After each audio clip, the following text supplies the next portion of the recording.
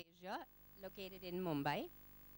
The center was launched in 2010, and it is part of Columbia University's mission to bring a global perspective to all its research and education activities, as well as to learn from and really advance its own contribution to the world through, forming bridges between the local and the global, and creating opportunities for diverse communities to come together and produce knowledge that is innovative and cutting edge in different parts of the world. So it's taking Columbia University's investments in education and research and also using this as an opportunity to learn from the ground.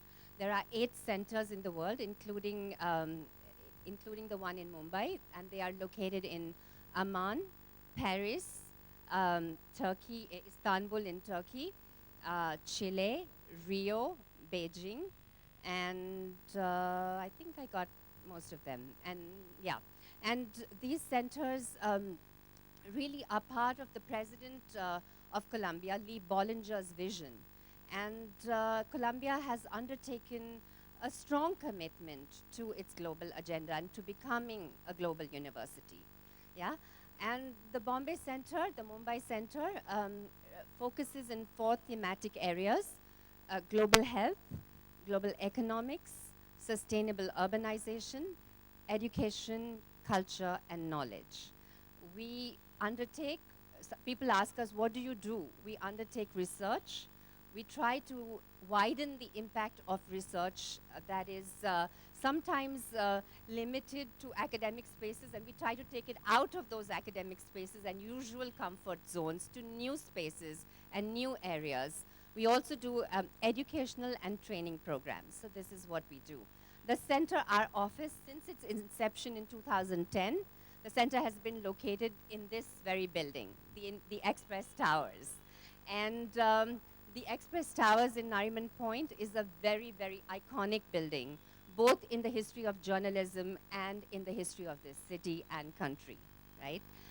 It derives its name from and is also the workplace of the Indian Express. It was completed in 1972 when print was prime, yeah, and when Nariman Point was emerging as the financial nerve center of the city and the country, when the sea was being reclaimed, let's say, and when television in Mumbai was just born. By the 1990s, the liberalization of media and the redevelopment of the mill lands in central Mumbai, and this is a different story from South Mumbai, happened at the same time. They were parallel processes.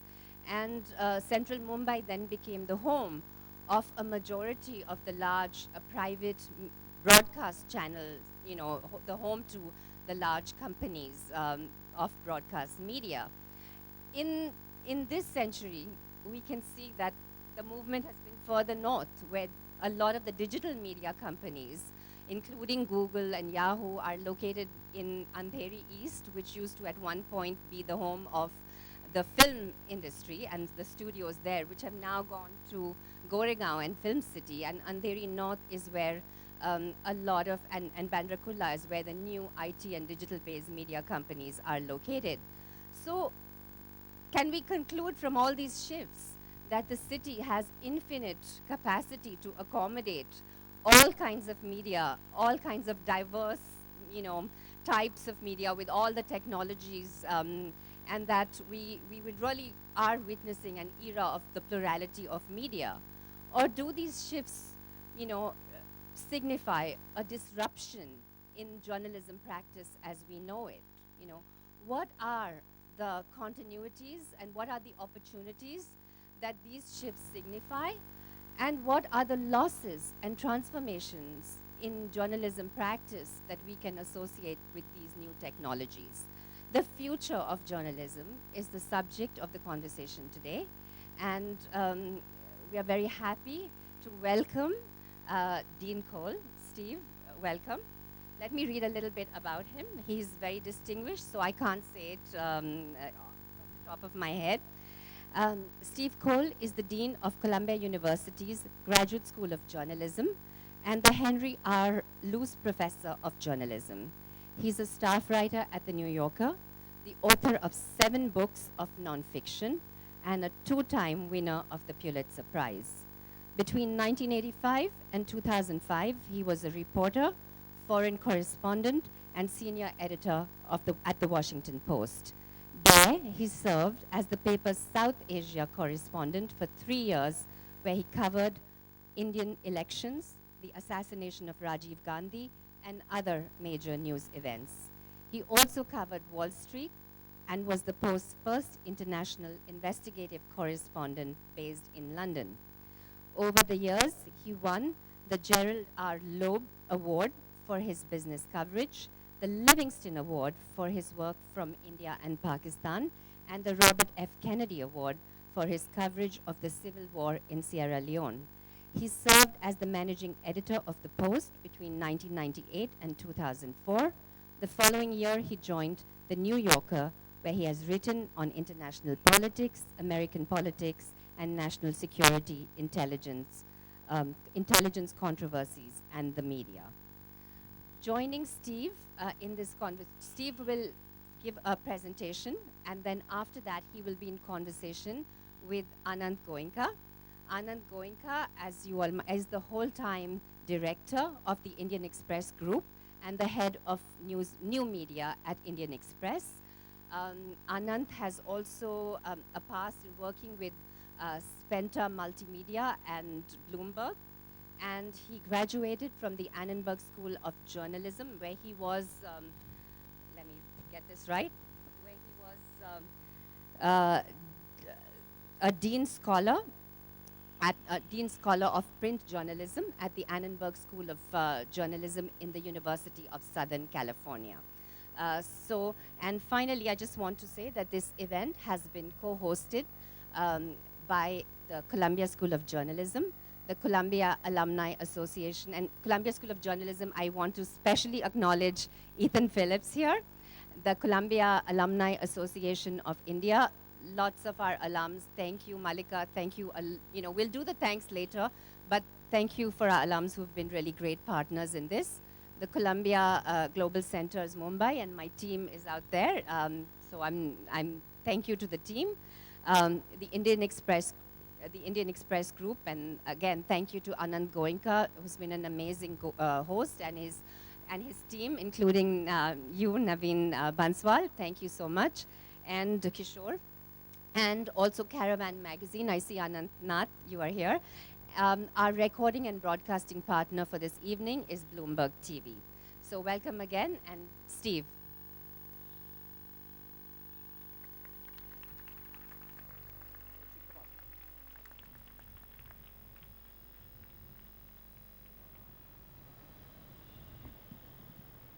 Well, thank you so much, Ravina, and thank you all for coming out. It's great to be here. I'm looking forward to this as a discussion and a lot of questions and answers, and I know we're going to talk about lots of subjects, Donald Trump and the Islamic State and lots of things, but I just wanted to start by talking a little bit about journalism for maybe just 5 minutes or so, since that's what brings me out here. And I was in conversation with some colleagues from the Indian media before we started that was along the same lines. But let me just first set a little bit of context. So I've been the Dean of the Columbia Journalism School this is my 3rd year. And as Ravina said, I have a long connection to India. I love it out here. I'm really glad to be here, and thank you, Anant, for making this possible. My oldest son was born here, and a lot of what I know about journalism I learned on the road working with Indian colleagues. And I've been so thrilled to see the explosion of independent and diverse media in India over the last 10 or 20 years, although, as in the United States, we have a lot of troubles and challenges to wrestle with. But for the journalism school,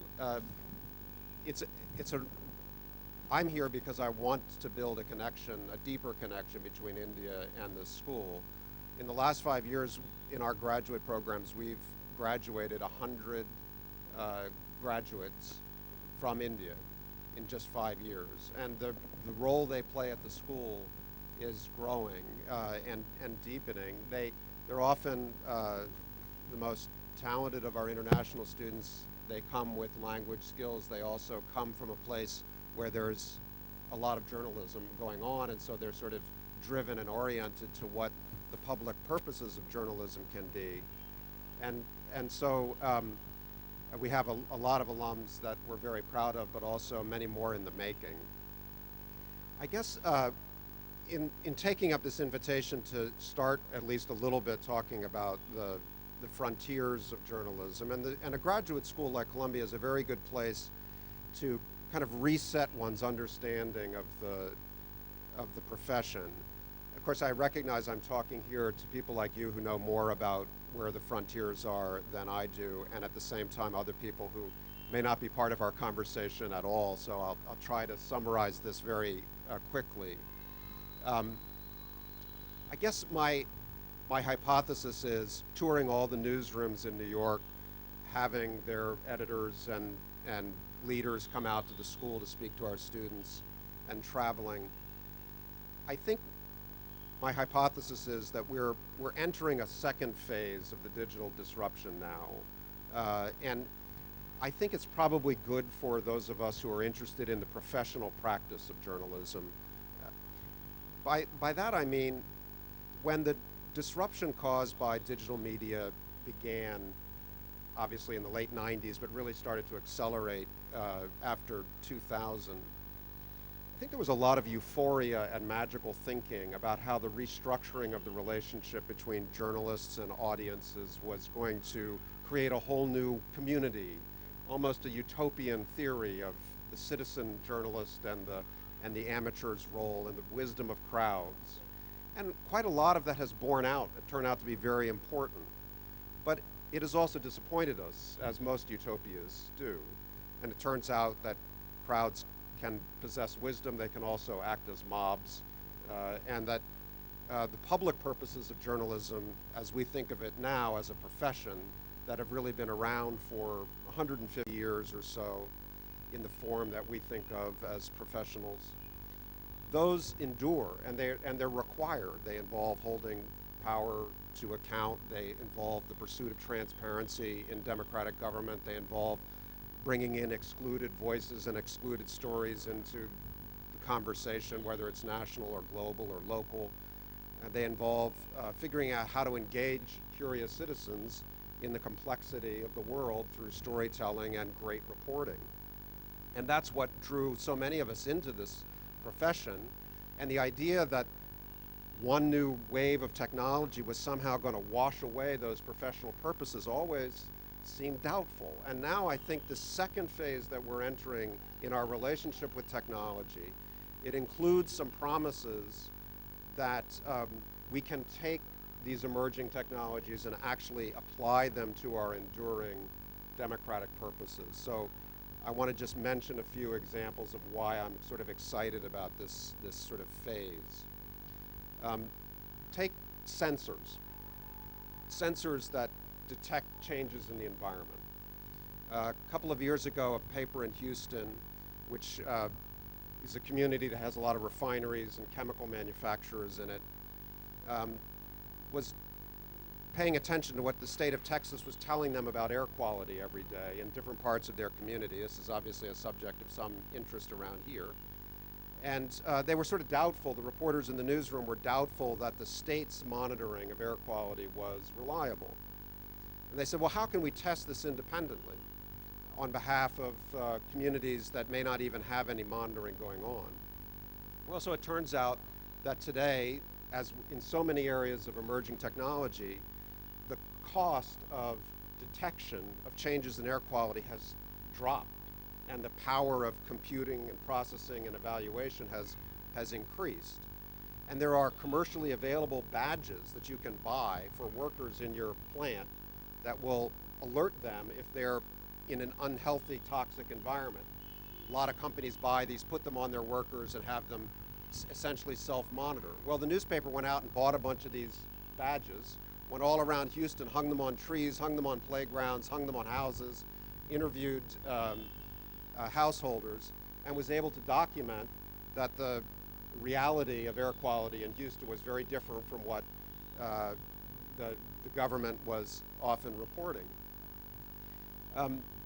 Another newspaper in Florida had an anecdotal feeling that off-duty policemen, I don't know how many of you have visited Florida and driven on 95, but every now and then you'll see a car go by at about 200 kilometers an hour.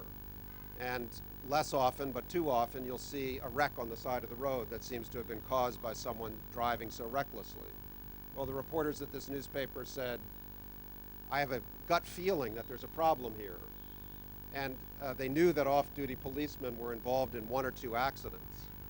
So they went to the toll company that monitors the highway tolls. And it turned out they were collecting electronic data about the particular cars that off-duty policemen drive in.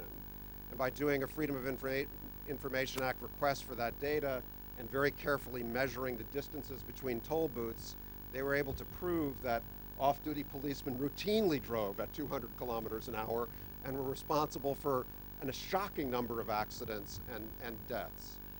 And so I cite those examples as opportunities for the great work that we all get excited about, that's really responsive to the way information is changing. Information is changing. It's not just about audiences and clicks and likes. It's also about the structure of knowledge and accountability in our societies, our communities. The last example I wanted to mention as my kind of hypothesis statement involves algorithms. So an algorithm, of course, is essentially it's a computation, it's a process for classifying or providing search results or price information. Any number of processes can be subject to an algorithm. Now, in the world we're in today, compared to the world we were in 15 years ago, algorithms exercise an enormous amount of power over our lives, over our society. Governments use algorithms to decide through a policy in the United States called predictive policing where police will go and where they won't. They use algorithms to allocate public services.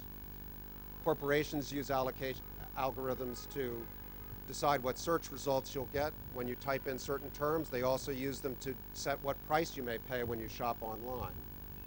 And yet, the assumptions embedded in these programs, codes, are not transparent. In the old days, as journalists, if we thought that an insurance company was using algorithms to discriminate against the provision of insurance to low-income communities, we had a method for figuring that out. We would walk into the community and essentially reverse engineer the prices that people were paying for their insurance and be able to document whether or not there was discrimination taking place. Well, in order to do our jobs today, in order to ask these kinds of questions about the exercise of power, we're going to have to figure out how to reverse engineer algorithms. And for journalists, this is an uncomfortable challenge because we're in journalism because of our math skills and not in a positive way.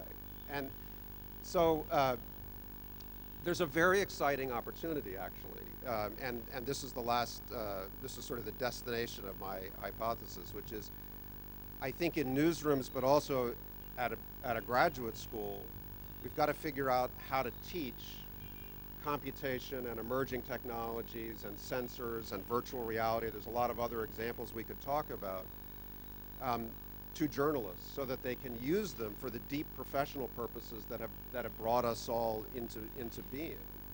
And it's a big challenge because it means you have to have coders in the rooms, you have to have statisticians in the room, and they're all very expensive people. They're expensive people, and they have to learn with journalists to collaborate around the question of what's a story, why does this matter?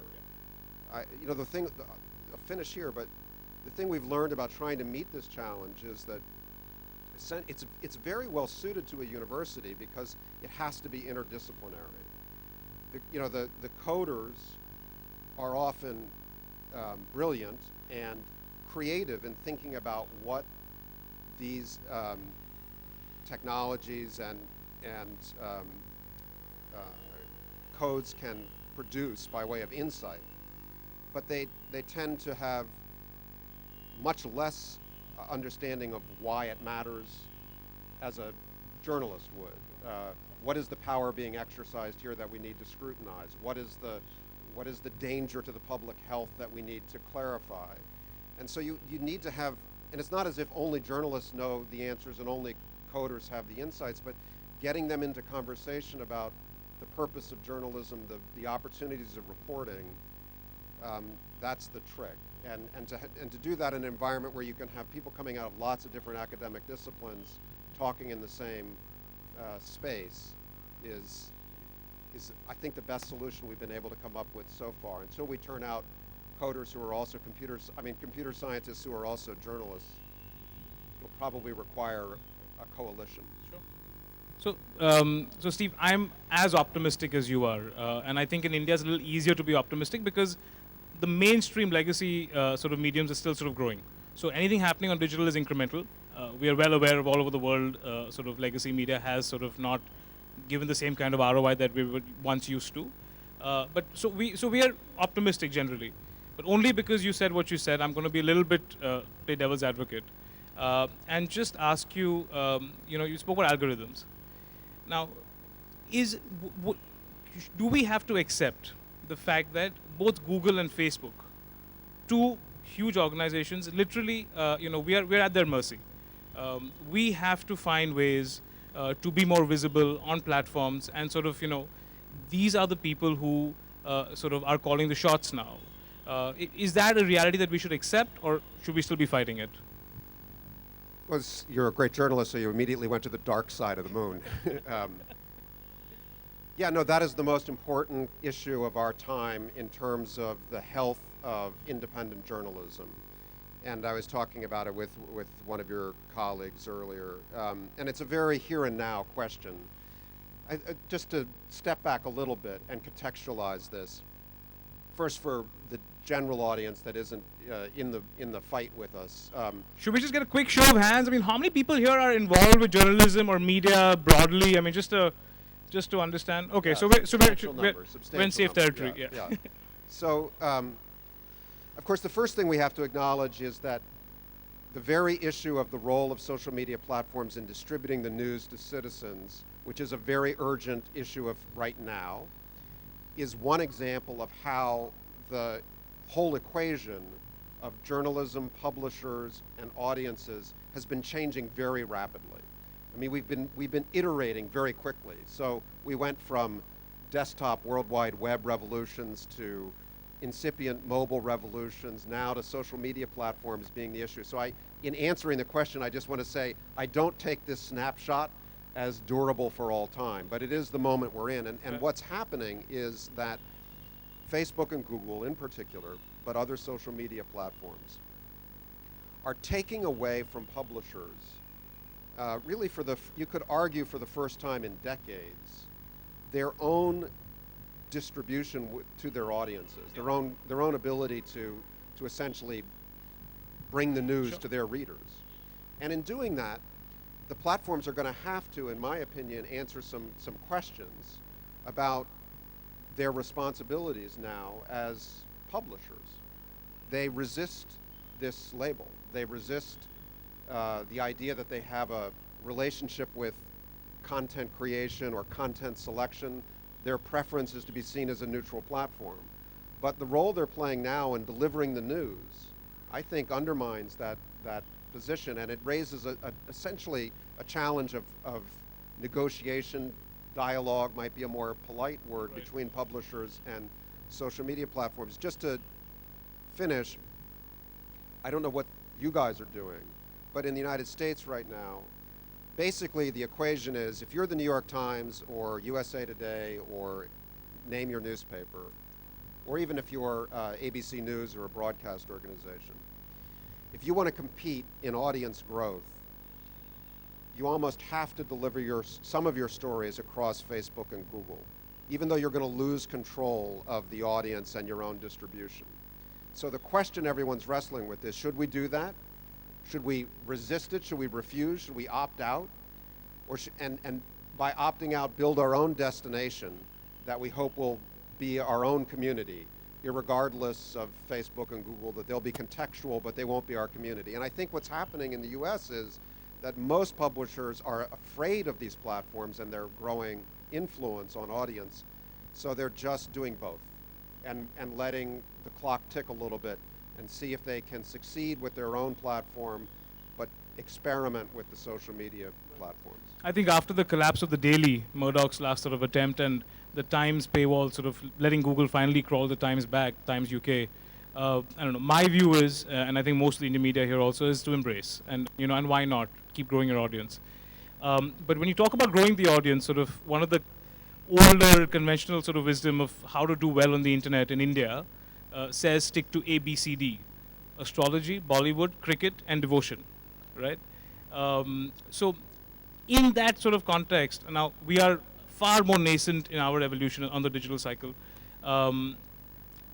Was there ever a fear of digital doing that to American publishers? Were you ever in that pressure of saying, go for the lowest common denominator of content? And if yes, how did we come out of that?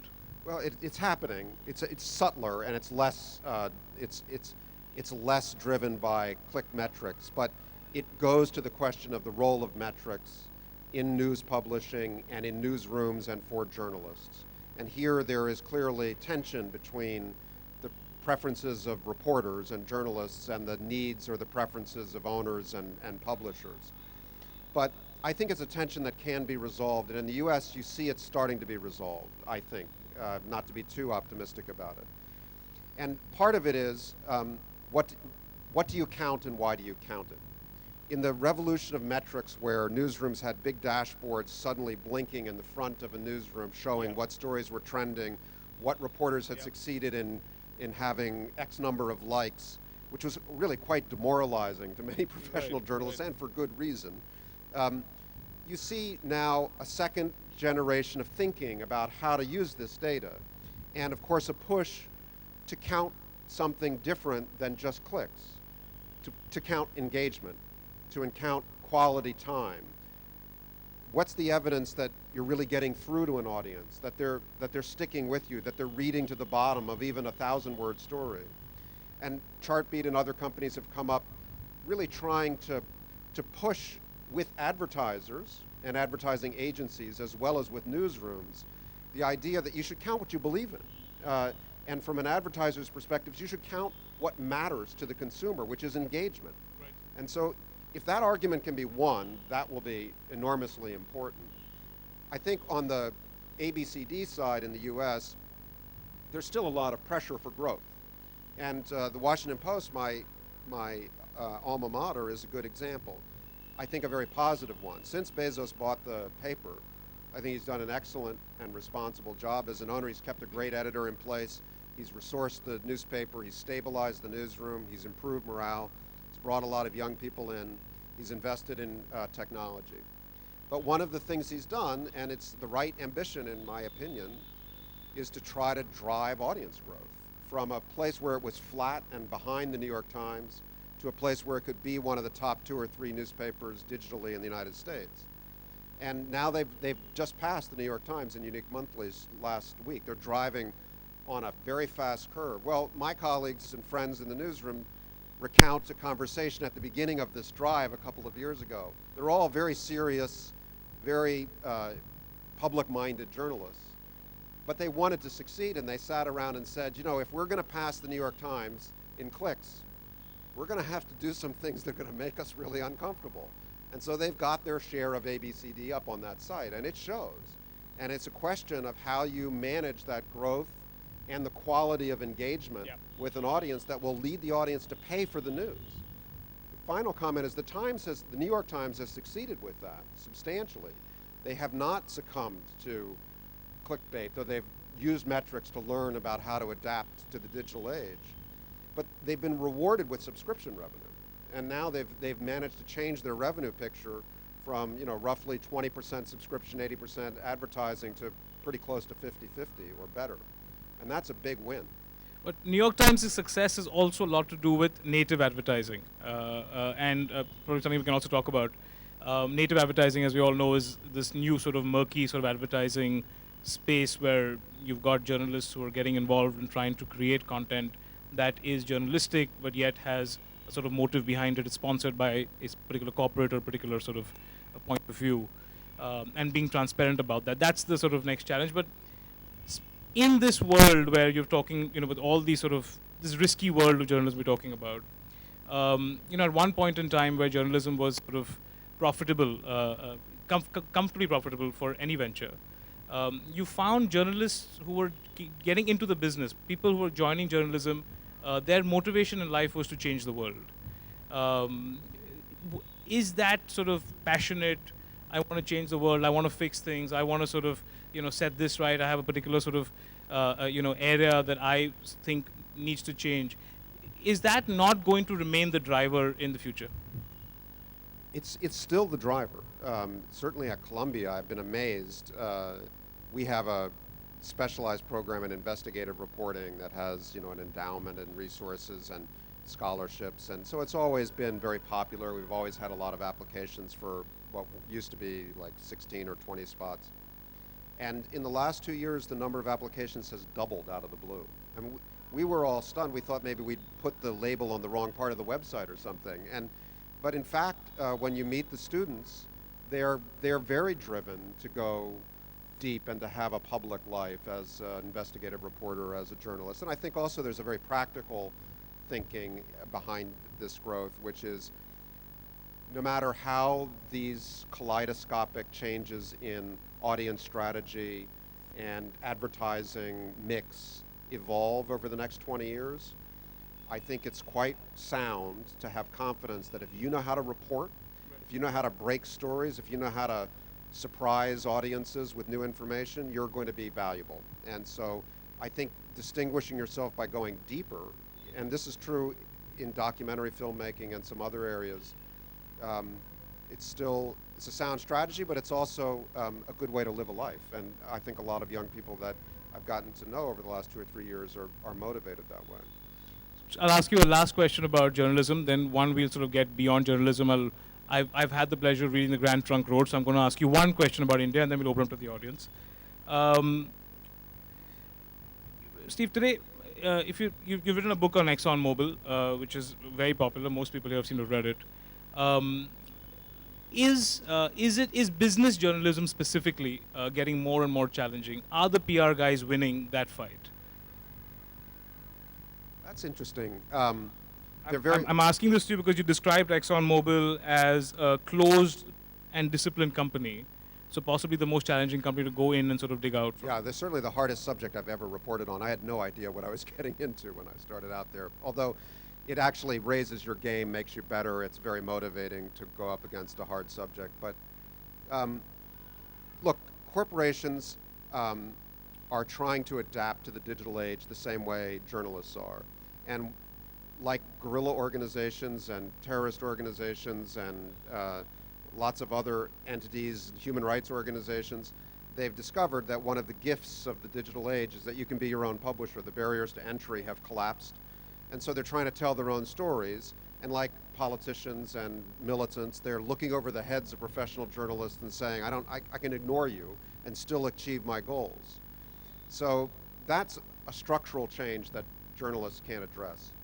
But what we see in the markets and on Wall Street and in corporations and the complexities of their responsibilities to the environment, to communities, to workers, is that they've got a whole host of issues that are ripe for independent reporting and journalism. And investors, shareholders, employees, stakeholders in the community, they want and need that independent journalism in order to make sense of the power that these corporations wield.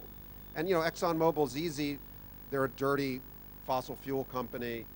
They're big, powerful, scary. But think about the power that Google or Facebook wield over our society, over our cultures. And so one of the problems with journalism and Facebook and Google is that we're, at the one hand, urgently needed to ask hard questions of those companies. And at the same time, our newsrooms, our owners are dependent upon Right. it. And it's not a comfortable equation. And the interesting thing about, because you bring Google, the interesting thing about them is that, you can keep asking them the questions and they just don't answer. I mean, they'll come to the office, they'll have a conversation with you, but they'll just never answer the question. One small sort of personal example that I can sort of speak about Google as the big bad guy was when Google wanted to make Google Plus popular in India, right? The first thing they started to do was, for search engine optimization, to get your stories higher up on Google, you would be rewarded with sort of better, the Google algorithm would catch your stories easier if you were active on Google Plus, right? So, I mean, if that's the kind of monopolistic practices that we have to sort of deal with. So let me just sort of get to one sort of paragraph that I'll read out that you wrote in the Grand Trunk Road. In what year, Anant? In what year? In 94, but there's a reason I'm reading this out. Talking about almost the accidental creation of the Indian middle class in the 1980s, Steve writes that the Indian middle class, by and large, wants opportunity, stability, a level social and economic playing field, and a share of power in a clean, forward-looking government, which these days means an orientation toward the internationally ascendant free market. It wants the corrupt neo-colonial elite, Nehru's wayward children, to step aside. This has not so far been a stark confrontation like that in Tiananmen Square between the Chinese middle class and the Maoist old guard, or in central Bangkok between the Thai middle class and their corrupt generals. Because India has clung stubbornly to its electoral democracy, its politicians, however mendacious or corrupt as a group, have been forced to take into account the middle class's aspirations in order to win elections and garner campaign funds. Sometimes the middle class's demands have seemed dangerous products of manipulation or anger or confusion, as in the Hindu revivalist movement or the Punjab insurgency. But its energy has been inescapable, and it is threatening to derail what has been the most precious, profitable creation of the old guardians of the state, the great South Asian socialist gravy train. So, Steve, 22 years after you wrote this paragraph, have the Indian middle class got what they wanted? Not yet, no. But it's interesting to hear that read back. I think, obviously, the progress between I left living in Delhi in '92, and so really the first era of notional reforms had barely started. People were running around my neighborhood, stringing cable television wires on freelance guerrilla actions, and it was really the very, very beginning. And to come back, as I do at intervals, and see the profound changes and the globalization of Indian cities, not just Mumbai and Delhi and Chennai, but many others as well. And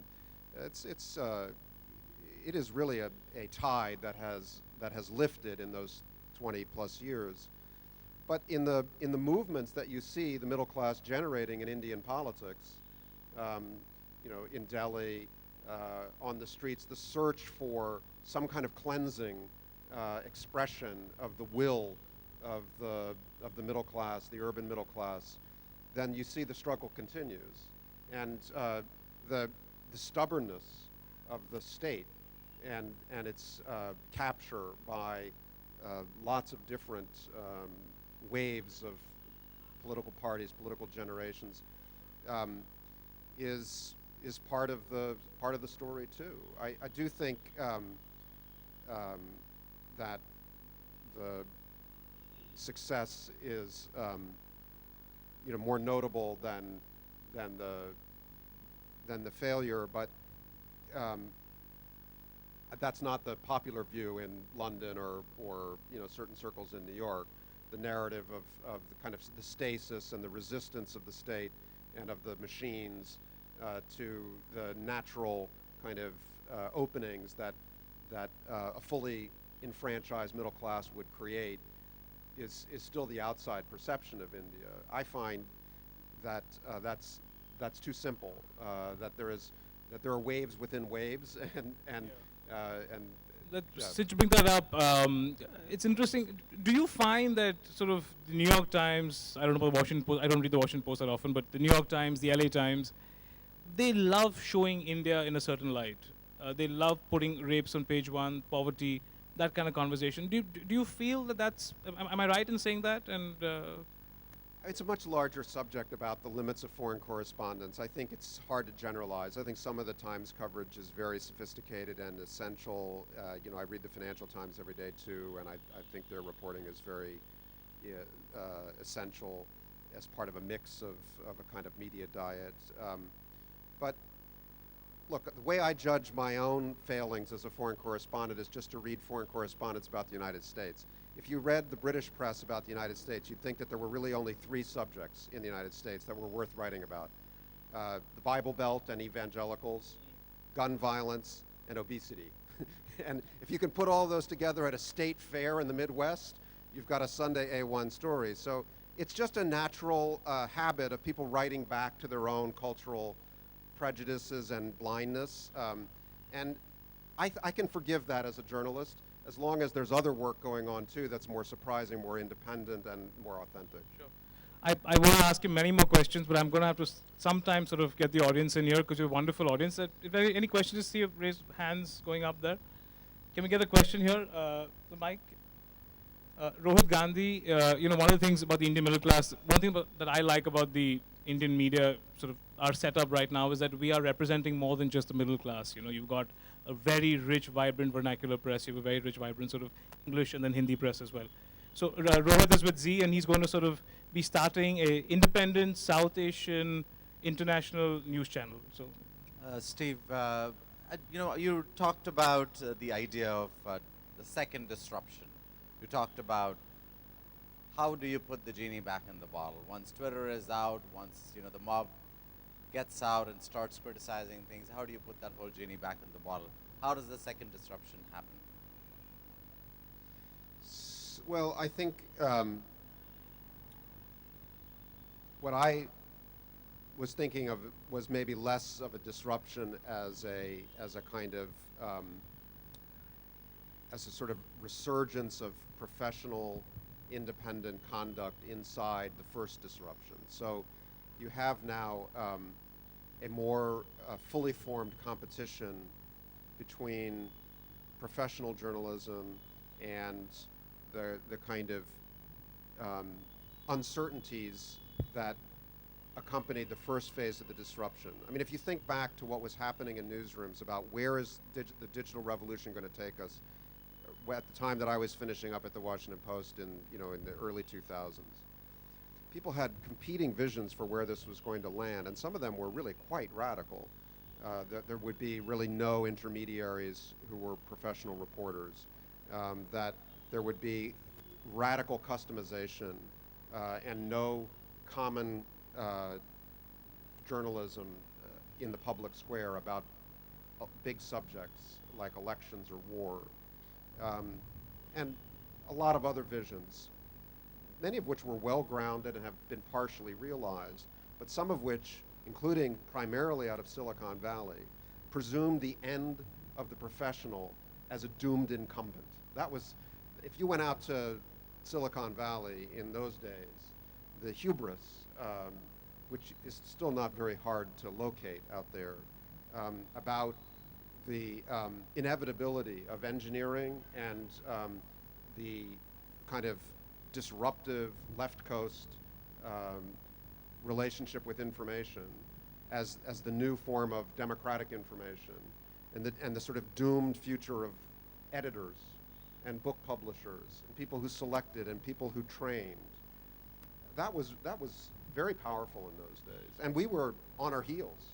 We were drinking the Kool-Aid, thinking, okay, we got to learn all this because obviously they know where all of this is going. And I guess all I'm really saying is that that's not where I think we're going. I think we're going to a world where citizens are going to demand the kind of information about power exercised by their governments, by corporations in their communities, by lots of other folks, that professional journalism delivers.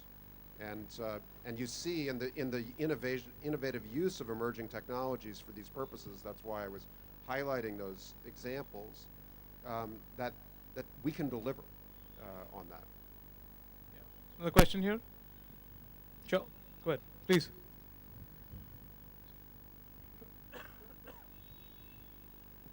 Please introduce yourself. Hello, Mr. Steve. I'm Karishma. I'm a student journalist from Hyderabad. Very nice to have you here. My question is going to be slightly little different from the discussion that we were talking about Google and Facebook. As an early career journalist and as especially someone studying journalism, I've always wondered that it is because of new media, the online journalism, the digital journalism, that our contemporary mediums of contact and information like print and broadcast has taken a step aback. So how would we treat these big ideas in small newsrooms apart from depending on new media? How do we treat big ideas in small newsrooms? Absolutely. Well, I think the answer is the same that it's been in journalism for decades, which is that, and maybe it was you or it was another student who came up and said, if you're speaking to a young journalist or a journalism student today, and they want to know what should they concentrate on in order to be valuable, in order to make a contribution, I feel very clear that the answer is reporting. That's fundamentally what journalists do. That requires a professional orientation, it requires an ethical practice, it requires an independence, it requires skills. They're not the skills of a neurosurgeon, but they're skills, and they require mentoring and development.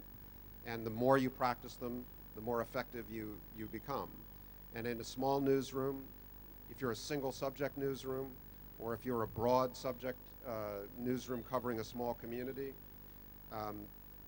the vitality that you can create in your relationship with audiences, the proof that you can deliver, that you have an essential place in your community, whether it's a physical community or a virtual community of interest, is by reporting, is by delivering new information, reliable information, by asking questions, by collecting voices, by clarifying sources of confusion. And that's why we're all still in this business, you know.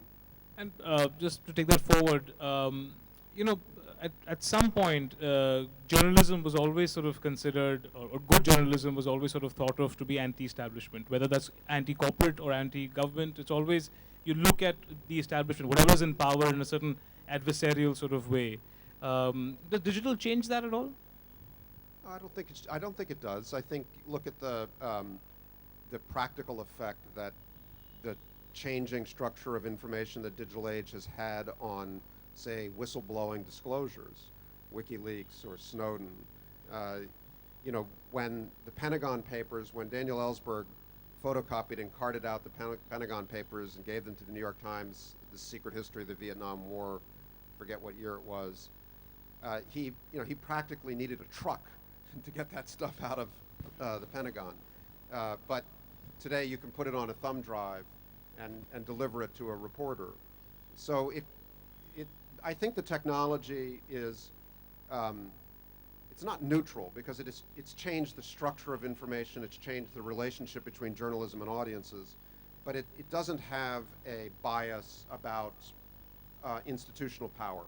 It can actually undermine institutional power even more rapidly than was possible in the analog age. Okay. Ravi, there's a question there? Ravi is a veteran journalist and also teaching journalism at Xavier's. I'm not a veteran journalist. I quit journalism in 1999, but I'm sorry, please let me sit and speak. My question to you is this: in the Indian print media, the use of experts is increasing a little too much over the last 10-15 years. So suddenly you will find that a large chunk of the newspaper is written by some invited person. And stuff that used to be actually done by a journalist would have gone around speaking to a number of people and then right on the topic is now given off to some two people, so-called experts. And this is in some very leading newspapers, which I would prefer not to mention. But this is an extremely disturbing trend because it takes away the paper's originality, and literally it's outsourced to somebody else who obviously have an agenda to write. And does it happen even in the US? Yes, you may have seen the news cycle involving Sean Penn and El Chapo in the last 24 hours. That's horrible. Yeah, that's a pretty good example. But it does, I mean, it's a symptom of a dark side, of a downside to the collapse of the barriers to entry in media, and which is that all news organizations, you know, even the most confident like the New York Times, but they've managed to make a virtue out of defying this problem. But virtually everyone else in the United States, they face a new pressure to surge audience from time to time, or to break through the noise. There's more noise. And so the pressure to find a role as a source of attention, as a signal in the noise, is just greater than it was 6, 7, 8 years ago. And so celebrities are a solution, somebody's solution to that. Celebrity editors and so on. I mean, it's a trick that's been around magazine journalism for a long time, but I do think it's a symptom of that kind of pressure on attention and audience in a crowded space. Anant? Steve, hi. I was reading a report by the Tao Center of Journalism, Digital Journalism, of which you're a chairman, I suppose. And it said that good journalism has always been subsidized. One of the lines it said, and you amongst others do believe that market often doesn't, is not able to finance as much of good journalism as democracy needs. So obviously you don't have subsidies from government in mind, because that would be an anathema. But do you really believe that it's so difficult to finance good journalism, and what are the subsidies that you have in mind? Well, if I'm notionally the chairman of that report, I'm certainly not the author of it, and so I don't really know what the context for that is. But I understand the question, and it's an important one. I'm guessing that the original definition of subsidy that the author had in mind was the advantage that newsrooms had in the age of quasi-monopoly between roughly 1960 and roughly 2005, when in the United States every major city evolved to have a single newsroom, and that newspaper enjoyed a near monopoly on advertising revenue in that market. And it created a situation that I was the glorious beneficiary of during my career at the Washington Post, where the newsroom really was able to cross-subsidize lots of journalism that it had no evidence the audience wanted, but that its editors felt were essential for the newspaper's role in the community, in the world, and the newspaper's reputation.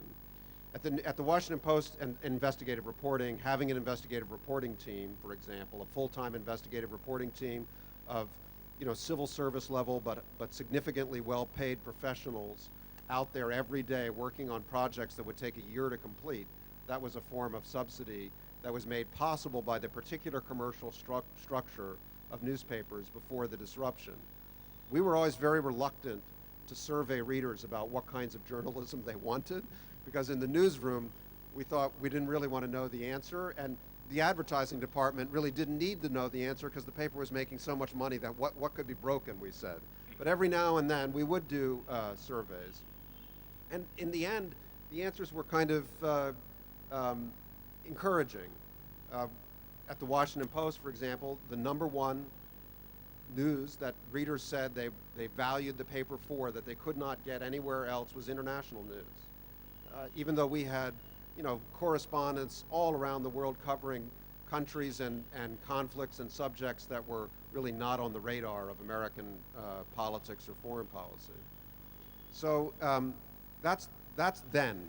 So how do you subsidize that kind of work now? I think I've advocated for some role in the United States, where we have a highly evolved civil society, non-governmental organizations, and philanthropic giving encouraged by tax policy, that nonprofit foundations had to figure out how to create independent philanthropic structures to support some of this investigative reporting, and that's evolved.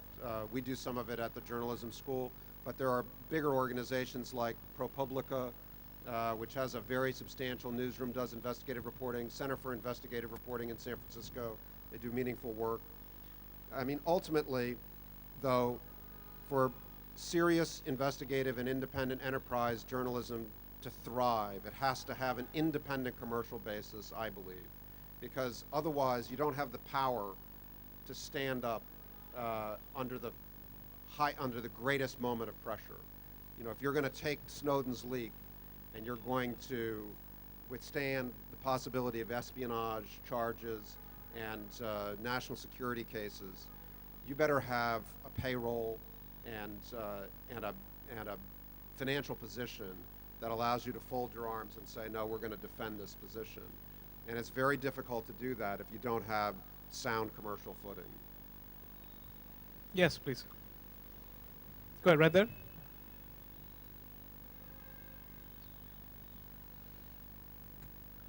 The question after this, if we can get somebody to ask a question about Donald Trump, I'd really appreciate that.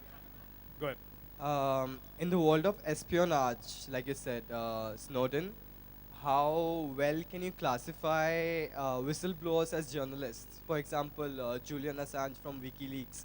They're the much less people known, people don't know much about them. The stuff that they did to bring out the cover of Pentagon and the other news, the Iraqi war crisis. Then they also covered various documents regarding Anna Hazare in India.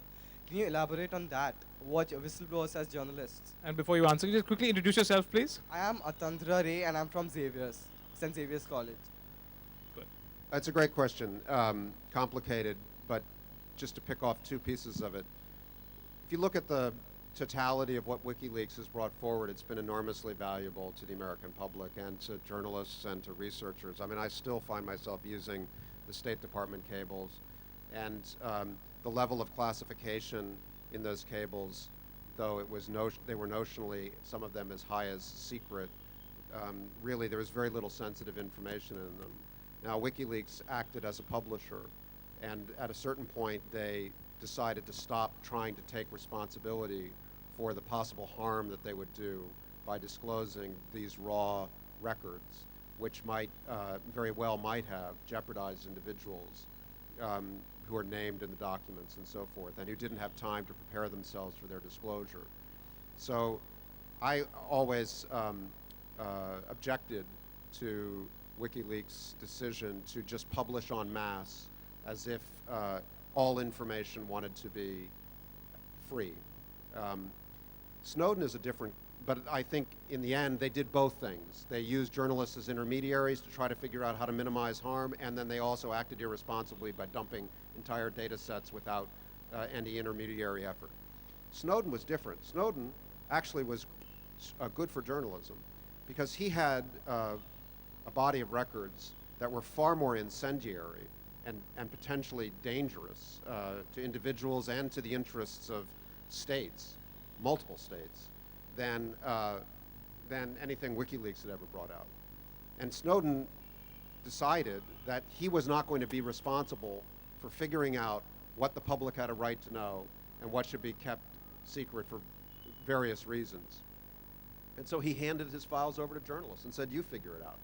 And he never interfered with their decisions. And he chose eclectic journalists. He chose Glenn Greenwald and Laura Pointers, who are more sort of active in their beliefs about the public's right to know. He chose a Washington Post reporter, Bart Gellman, to work with.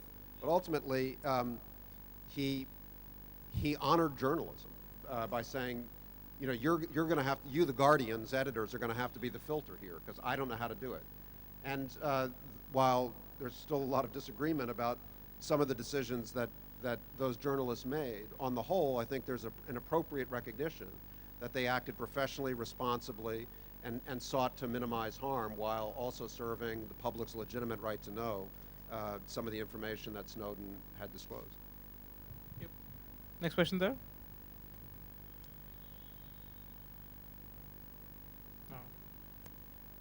Can I just see a quick show of hands who all have questions? I'll just, well, Mike gets you. Yeah, okay. Yep. Hello, sir. I wanted to ask about business journalism. You just said that because of the increasing adaptability of digital media by the corporate sector, there is an effect on the business journalism. So I wanted more light on the same thing. And also, how do you see the scope of business journalism, not just in India, but in the world? So it's a good question. I mean, business journalism is thriving and probably always will thrive because it affects the prices of goods traded in the market, and it affects the fortunes of investors, and it affects shareholders. And so what shareholders in the United States, what investors in the markets in the United States really want from journalism is reliable, independent information. They know the markets are being gamed by participants one way, or even if it's legal, there's still a lot of gaming going on. And whatever the law allows, interested financial parties will push right up to the limits and sometimes cross over and hope that they're not caught.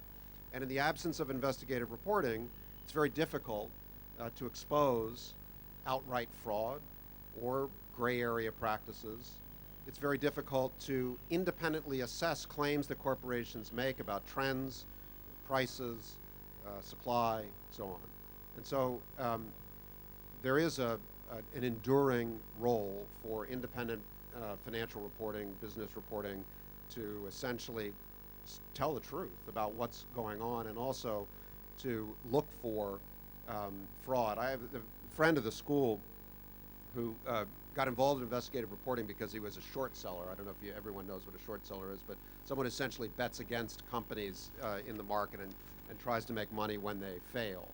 And he essentially got into investigative reporting because when he looked at the markets, even in the United States, presumably, I think truly the cleanest public capital markets in the world, still, if you look historically, out of the however many 6,000, 4,000, 6,000 publicly traded companies in the United States, there is a predictable percentage of them that are outright frauds, just fraudulent. It might be 1/2 of 1%, but 1/2 of 1% of 6,000 is still a significant number of companies. They're out there. They're needles in the haystack. And whether you're an investigative reporter or an investor, if you can locate that fraud, you're doing somebody a service. And if you want to bet against it as an investor, you can make money. So it's just an example of how business journalism is funded for reasons that are different than journalism that investigates the landholding of politicians or the conduct of police forces or others. And so it has a durable role. Since we aren't getting I answered half your question, but there's not much time. Just a quick question I'll ask you before talking about business journalism and sort of some of the changes or the opportunities there. The age of ISIS and terrorism and Paris attacks sort of happens, and journalism simple journalism sort of who, what, where, when, why, how, attack happened in Paris, so many people died. Even that, you sometimes begin to question, are we just sort of, playing into the hands of what these guys want us to sort of, do? Is that simple? I can't call it war reporting, but reporting on terrorism. Is that getting a little more nuanced, a little trickier? Are the rules of that changing? Yeah, it's a very contested area. No, I mean, it used to be modern age media terrorism was born, you could say, in the television age in the 1960s, hijackings and so forth. And one analyst, I think, famously said that some of the Palestinian splinter groups in those days, they wanted a lot of people watching, but not a lot of people dead, because they were nationalists and they wanted attention for their cause, but they didn't want to discredit themselves. Now you have this ideology that actively seeks mass casualty attacks and is indiscriminate in its definition of its purpose and its shock. And so it doubles down the question of whether the media are in fact the instrument or abetting the violence. The difficulty is that you don't want to restructure our free society and on the basis of a minority's asymmetrical tactic, just because it's despicable and even though it can be effective. There has to be a way to place into proportion the fear and the violence in an open debate other than by censorship.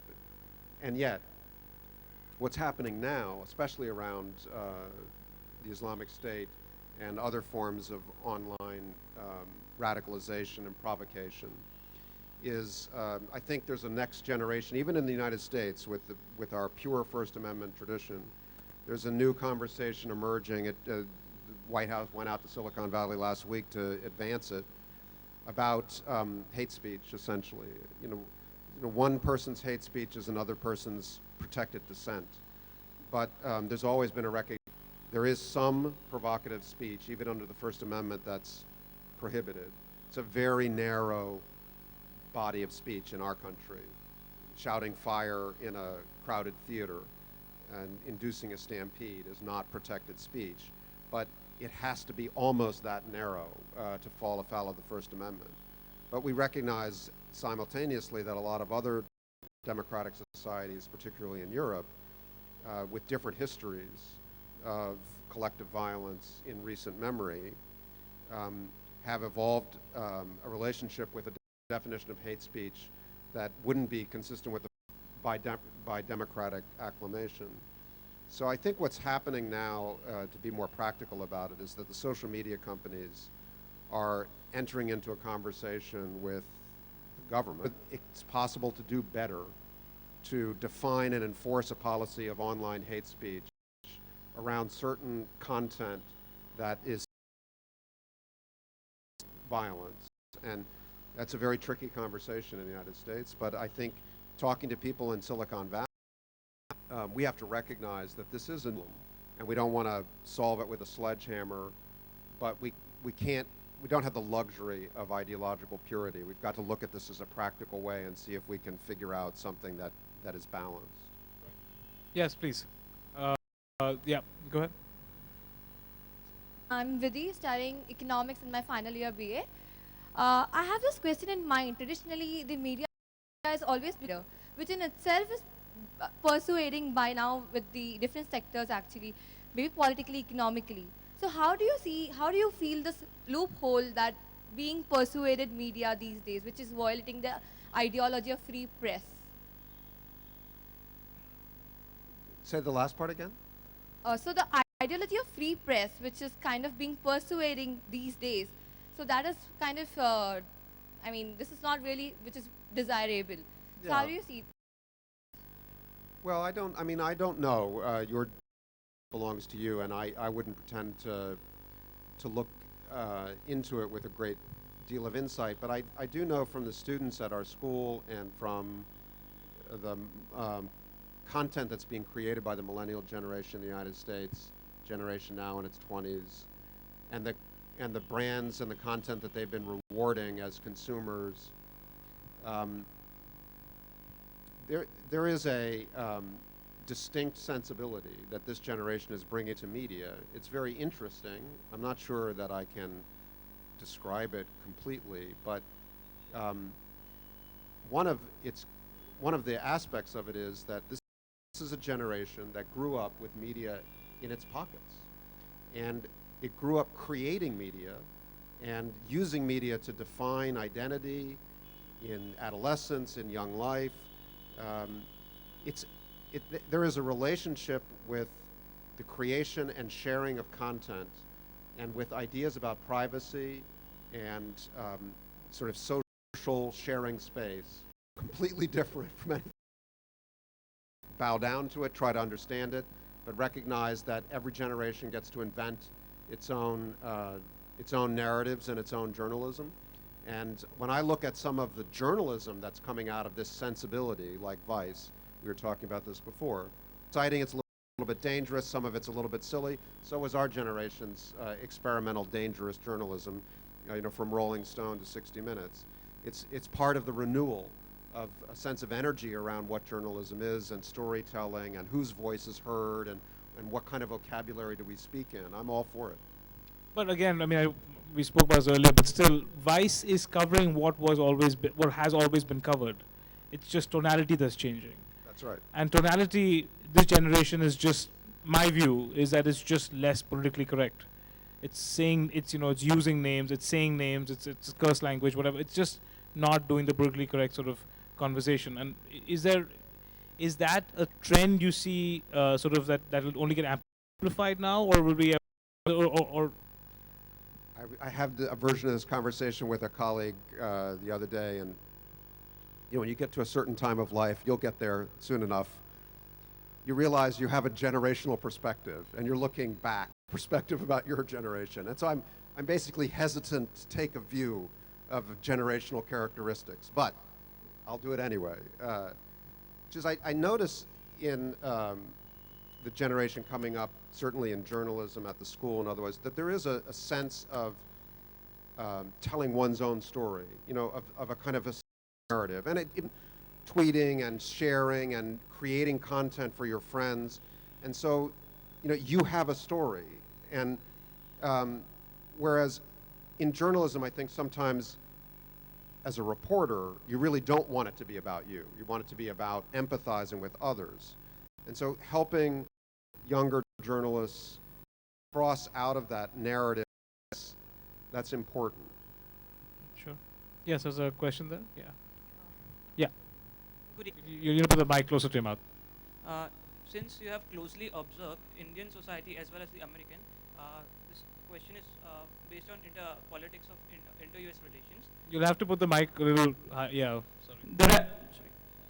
There have been many ups and downs in Indo-US relations over past 2 decades, with recent ties being friendly in the current administration. With the change of administration, will it change? Perhaps with the likelihood of Donald Trump coming to power. Your opinion? Donald Trump, finally. Okay, we got Donald Trump. I guess my short answer is, assuming Donald Trump does not come, the shared interests, the shared values, the framework, the learning, the development of U.S. and Indo-U.S. relations today is the product of, really the period from the Clinton administration through the Bush administration, through the Obama administration, stress tested in both parties. There's nobody in the mainstream of either party who has a different vision of Indo-U.S. relations. And it's obvious what the structure of those long-range interests are in the world. So I think Donald Trump may have been here to build hotels, has he? He's never put his own money. He's only extended his brand. Okay. But he's never invested his own money. Yeah, I'm sure he'll come to India with a great deal. A great deal. No, I have no idea. I don't think he has really articulated foreign policy views about much other than saying that he thought that Putin was an effective leader. Right. Speaking of India-US relationships, we can't help but bring in Pakistan because that's always a factor to some degree. And Pathankot just happened. The Indian Air Force was sort of attacked terrorists again. And so, your view after covering this region for so long, how does one converse with Pakistan? Well, I think inevitably, and by that I mean 50 to 100 years inevitably, maybe not 5 to 10 years inevitably. I think the best destiny for that relationship is a civilian-led government, an army that whose influence over regional and foreign policy is diminished in the manner of armies that previously ruled in Indonesia, in Chile, in Brazil, in Argentina. At some point, Pakistan is going to evolve out of the way that it suffers under now. And when that happens, when you have genuine, everything will get a lot easier. And so now, Pakistan has internal dynamics involving the hangover of the insurgencies and formations of these groups that are not going to evaporate anytime soon. But the state's will and ability to reverse those policies and to build a vision of economic integration and political coexistence while retaining Pakistan's strong nationalism, which is never going to go away, and its defensive deterrence, all of that. It's not required to surrender its national identity or its deterrence in order to end this pattern and to develop a vision of, just look at what's happened in Latin America and Southeast Asia. It can happen very quickly once military rule yields to genuine civilian control. I mean, the examples are just legion of how quickly it can change. But in Pakistan, the pressures are have been so intense, and frankly, the United States was responsible for intensifying them through the long war in Afghanistan and the instability, the cross-border flood into Pakistan, and the just general loss of control. I mean, it's only 2000 and writing about this now in my next book, so I've got it in my head. Sure. But it's, we're in 2016. I mean, remember how bad things looked in 2009 in Swat and, the Pakistani Taliban rolling out of Bunair towards Islamabad, people thinking the army didn't have the will to fight. I mean, that wasn't very long ago. So things have settled down, and I hope that over a long time, the NAFTA and South Asia as a region will create an incentive structure inside Pakistan similar to the way economic success in Southeast Asia changed in a place like Indonesia or South Korea, and that at some point will tip and will get durable civilian rule. That's my hope. I feel on some level the media on both ends is just, for India and Pakistan both, are just continuously reinforcing this animosity, at least sort of societal animosity between India and Pakistan. I don't know if you've ever been to a border ceremony, marching happening, and essentially it's just reinforcing animosity of one side and the other.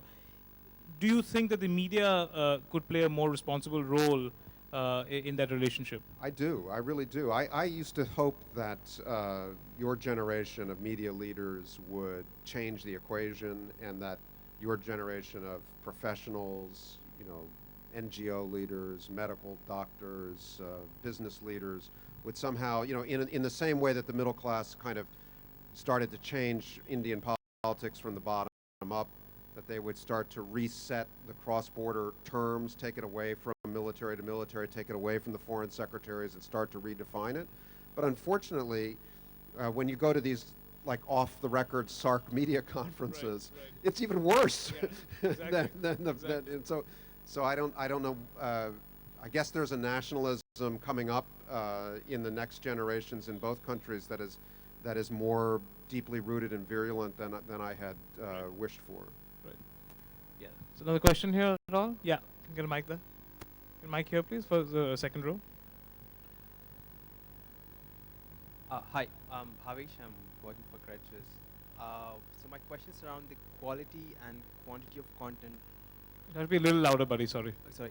So my question is around the quality and quantity of content produced by someone whose skills are grounded in journalism, and the difference that we see in countries like US versus the rest of the world, to speak. I mean, I can imagine something like your ExxonMobil book coming out of US, but something on the same. What do you think are the different are the factors why we don't see such amount of analytical rigor and thought put into it?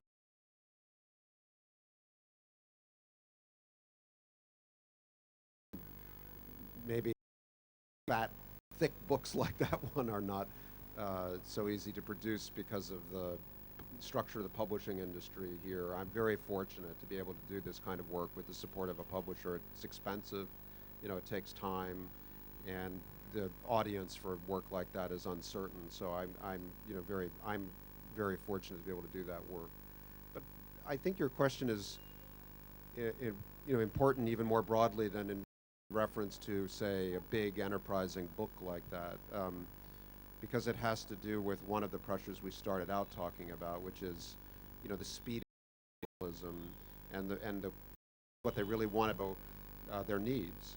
And I think, even at American big newsrooms, like the New York Times or the Washington Post, there's a tension. And you hear it from journalists all the time. They feel pressure to speed up. They worry that they don't have the time to go deep. They worry about where they're going to pull it all together and write it, whether as a book or as a magazine article, in a definitive way. And there are worries that you can end up creating a two-tiered newsroom where senior journalists are empowered to think big and go deep and take their time, and younger journalists are on the wheel, constantly churning it out. That's an anxiety that I've heard expressed. I think it's really a question of leadership, of newsroom leadership, of editorial leadership, and to some extent of business leadership, to have the wisdom to see how valuable it is to develop the careers of journalists who are ambitious to write long and deep and to be heard and to publish books and I can tell you, having enjoyed the privilege of doing it at the Post, in an economic sense, it can be done. I mean, you really can invest in journalists' careers over 10 or 20 years, and it's not going to bankrupt you. And you're still going to get a great paper out. And there is a way to do it in a balanced, synthesized way, but you have to want to do it. You have to have the vision that to great journalism, and therefore it's going to be a home to great journalists, and those journalists are going to have their own long careers, and they may change their minds from time to time about what they're interested in, and they may need to leave the paper and come back to do a book or to do a project, but you can cultivate such a place and still make money doing it. But you have to start with the idea that this is the work that you want to be investing in. Any more questions? I'm trying to get some attention from the guys in the back that side. I mean, all familiar faces who are being very shy. So I'm just calling names out. Naresh, James, Bhaskar. Is there a question at all? A comment from the back? Anybody else?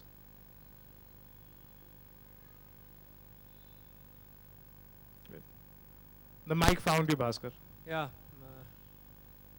Thank you, Steve. See, a big challenge always comes in the way of managing any newspaper business, the business model. And especially in a country like India, where the cover price, what you pay in United States compared to India, is nothing. So pressure for maintaining independence, because the advertiser, which is the 90% skewed business model, always there is a pressure. You can't be over objective. Now there are neutral, but at every stage we can see there is a compromise. There are paid content happening. So this has created a certain level of cynicism amongst readers, which one to believe. So, to maintaining integrity in the newsroom is a huge, huge business challenge. So do you get sold out, or journalists, should they get sold out, or they should get sold in? That's the dilemma. What do you think? Walking past it, and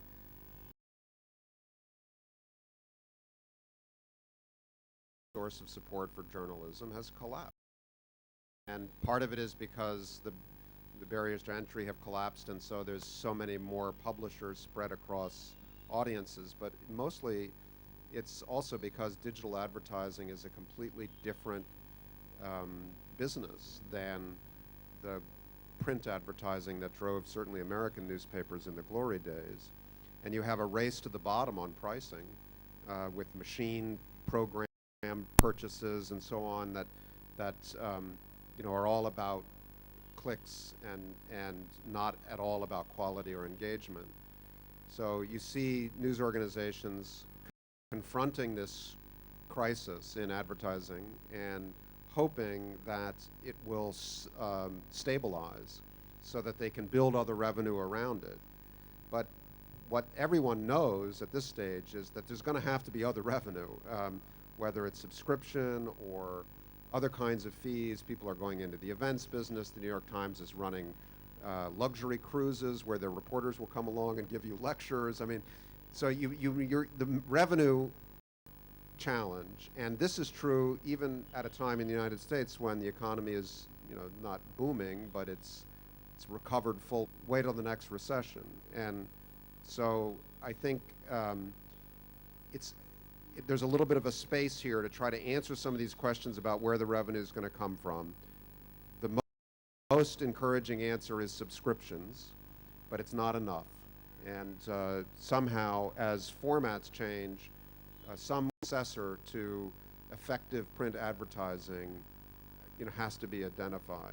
The last thing is that, the Google and Facebook, I mean, they're offering an enticing over here, and we'll get you that revenue and send it back to you. Oh, by the way, you'll lose a lot of your data and your relationship with your customer, but we're going to be able to replace that revenue. Net, it's going to be worth it. And that's the big moment we're in right now, is trying to discover whether there is some version of cooperation with the social media platforms that's this kind of journalism that you want to protect. Steve, just a continuation of this. Aren't we responsible that we don't have confidence in our content, that we cannot charge for it? We cannot charge for a subscription which would cover my costs so that we don't have to depend on the advertisers.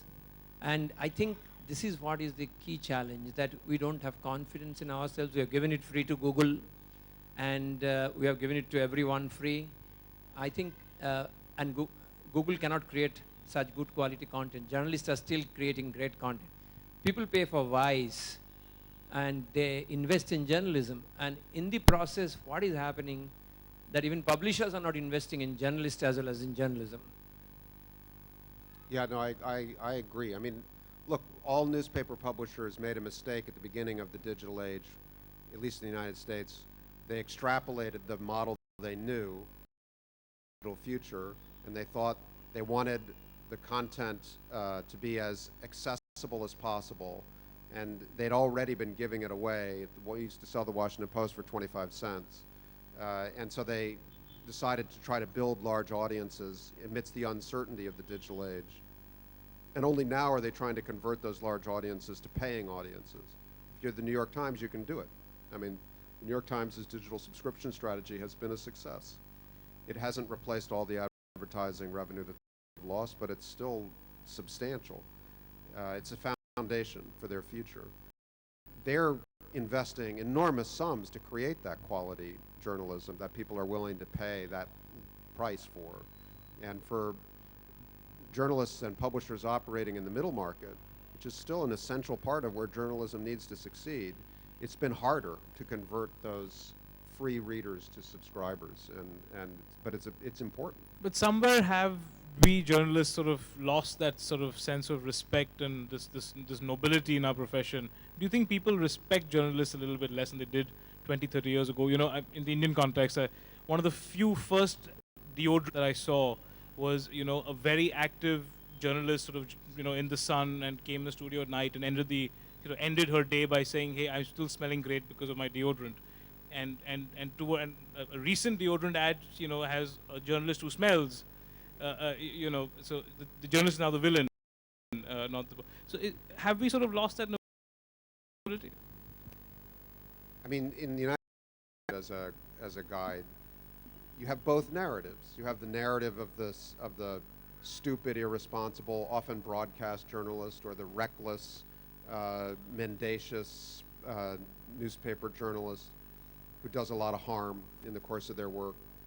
And then you have the noble journalist, this film Spotlight that's out now about the Boston Globe's investigation of the molestation in the Catholic Church in Boston, All the President's Men, the kind of elevation, almost the mythologization of reporters as righteous truth tellers. And I think that reflects where the public's at. They're disgusted by bad journalism.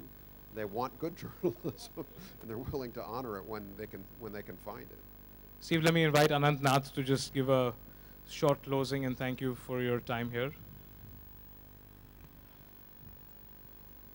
Thanks, Anant. Thanks, Steve, for sharing such wonderful insights. You make it sound so simple and so untangled as from what it really is. Uh, Journalism school almost to have him here. We tried last year. We tried the year before last. You know, the plan had to cancel, but I think there's never a better time for a good deed as now.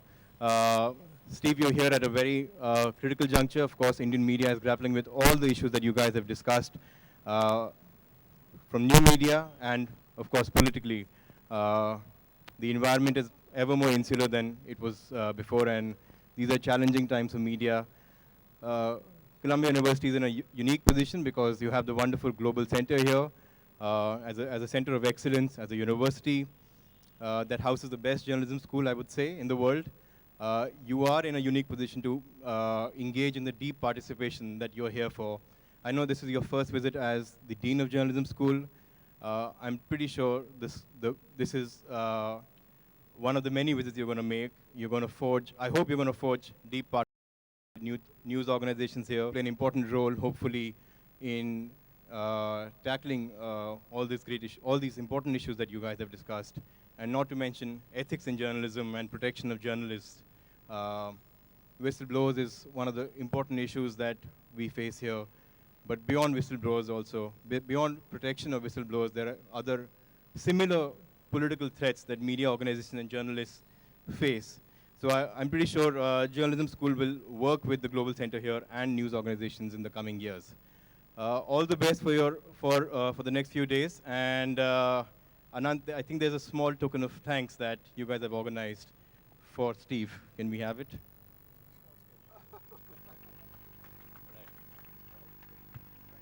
Thank you. Thank you.